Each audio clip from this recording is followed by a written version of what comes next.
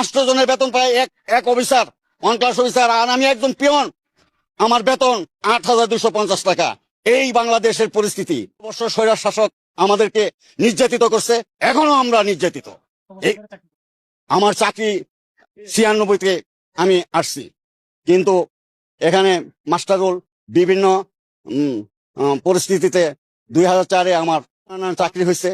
হ্যাঁ, কিন্তু আমার 5টা ছেলে 1টা মেয়ে, সবগুলোই লেখাপড়া অনেক কষ্টের মাধ্যমে আমি করতেছি। বিভিন্ন লোন টোন করে ব্যাংকের থেকে, অগ্রণী ব্যাংক থেকে, অফিসে বিভিন্ন ট্রাস্ট আছে, বিভিন্ন ট্রাস্ট থেকে লোন করে এখন আমি বেতনই পাই না। 15 দিন চলতে পারি না, ঘর ভাড়া দিতে পারি না, অনেক কষ্টে আছি।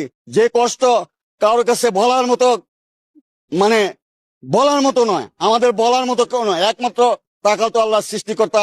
আর বর্তমান যারা ক্ষমতায় আছেন, ওনারা যদি আমাদের প্রতি সৎ উদ্দেশ্য এবং সৎ মনোবল থাকে, ওনাদের যদি মন চায়, ওনাদের ধর্মে যদি চায়, ওনারা যদি একটু কলম দিয়ে একটু লেখে আমাদের পক্ষে, তাহলে আমরা বাঁচবো, নয়তো আত্মহত্যা ছাড়া কোনো পথ নাই। এখন বর্তমানে যে একটা ফ্যামিলিতে একটা অনুষ্ঠান হইলে 10,000 টাকা যদি আপনার খরচ হয়, এটা 10,000 টাকা এই যে আপনার এটা ঋণ করে পরিশোধ করতে হয়, এটার জন্য আরো আপনার 3-4 মাস আমাদের সাফার করতে হয়। আমাদের খরচ যে হারে বৃদ্ধি পেয়েছে, সে হারে বেতন পাচ্ছি না। এর ফলে আমাদের দেখা গেল বেতন পাওয়ার কিছুদিনের মধ্যে মানে যে বেতন পাই সে টাকা শেষ হয়ে যাচ্ছে। ফলে আমরা ঋণ করতে হচ্ছে, ধার দেনা করতে হচ্ছে, এভাবে মাস জীবন করতে হচ্ছে। এই জন্য আমাদের মানে এটা অত্যাবশ্যকীয় যে পে স্কেলটা আমাদের অত্যাবশ্যকীয়, যে একটা জরুরি, যে এজন্য শীঘ্র সম্ভব আপনাদের মাধ্যমে সরকারের নিকট দাবি জানাচ্ছে যত শীঘ্র সম্ভব যেন আমাদের পে স্কেলটা দেয়।